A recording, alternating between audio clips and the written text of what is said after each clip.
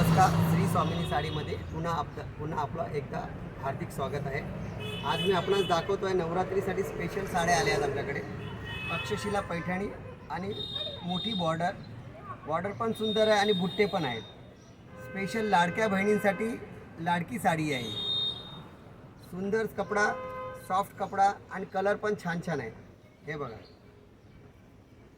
हा बघा, चिंतामणी, अबोली, पिवळा, निळा, वाईन कलर, मोरपीस कलर,